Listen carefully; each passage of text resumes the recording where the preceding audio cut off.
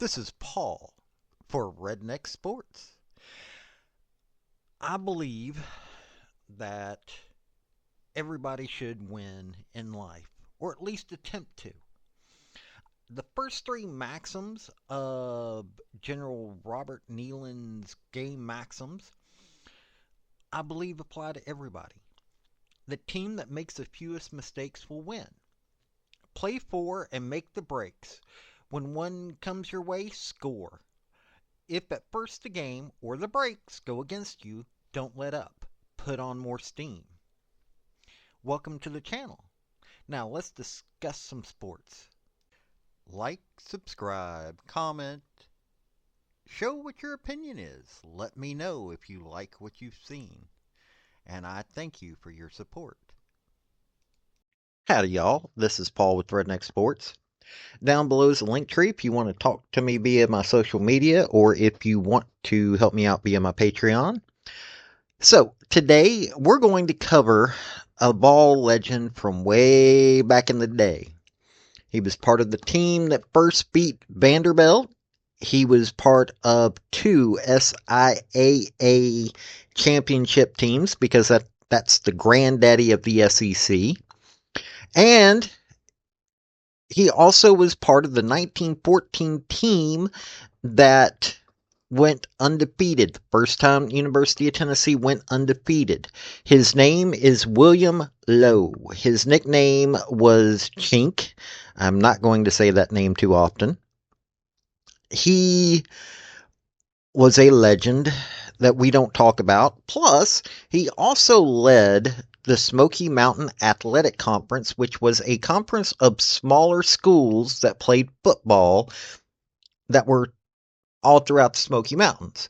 So, let's get into it. Now, Lowe was the son of an educator, actually two educators, but his mother ended up going primarily to be a stay-at-home mom. This was before the World War I, so of course. And he played football around the area. He went to the University of Tennessee, played with several other legends, such as Clifton Cates, who ended up becoming the Marine Corps Commandant. And his brothers all played for Tennessee.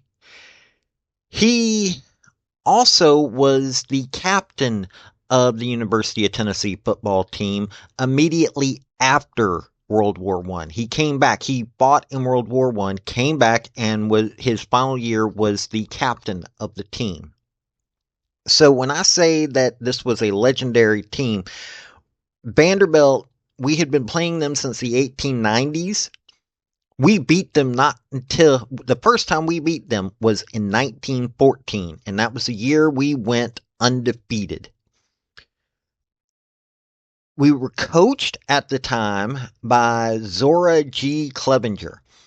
This is another gentleman that very few times do we ever hear about. He was a legendary coach before General Neyland.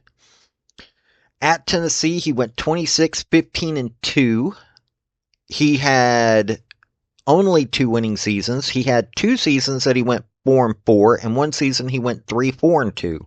But he went 9-0 in 1914. And then in 1916, he had left by then. The 1916 team was coached by John R. Bender. This is a gentleman that went, let's just say he coached several places. He was there for 3 years, 1916, 1919, and 1920.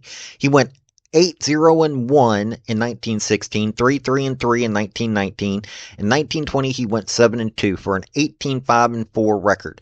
This is the last college that he's listed as being the coach for, because he also coached for Kansas State, Washington State, St. Louis, the St. Louis Billikens, the Haskell Indians, which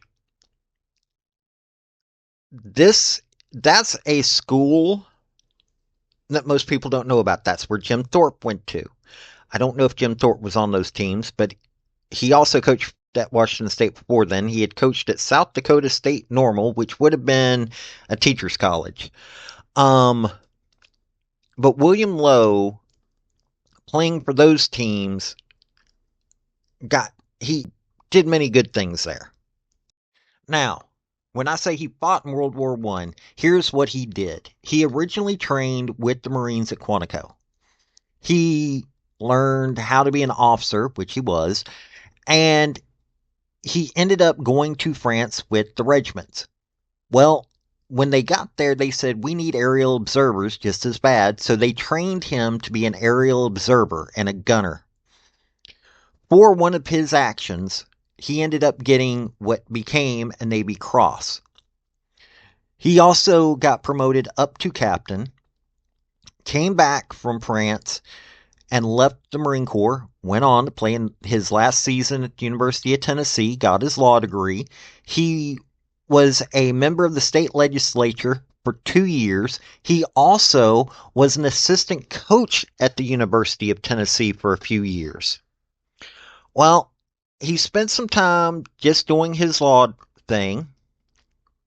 Well, he got picked for a group called the Smoky Mountain Athletic Conference. This was just a small college conference. It wasn't a big conference at all. These were small schools. We're talking Appalachian State, Carson Newman, Cumberland University, East Tennessee, Emory and Henry, King College, Lincoln Memorial, Maryville, Milligan, Tennessee Wesleyan, Tusculum, and Western Carolina.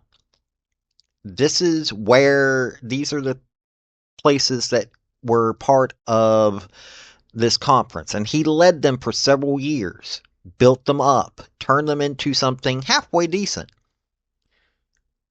Well, he ended up leaving that, and World War II broke out. He actually tried to get back in the Marine Corps, but he didn't, and he ended up passing away. But Chink Lowe is one of those fellers that few people know about. He played and coached at the University of Tennessee, and he went on and became somebody more, both a state legislator and the head of a small college conference. Just thought I'd give y'all a little history on a legend from the University of Tennessee. Thank you for watching this video. I've had some fairly good success with all of my redneck sports stuff, and I hope you enjoyed the topic. If you did, like, subscribe, comment, all that rigmarole, and also just let me know what you want to hear about. I'll give a redneck spin to this stuff. Let me tell you, I love sports, so I love people that want to join me in that.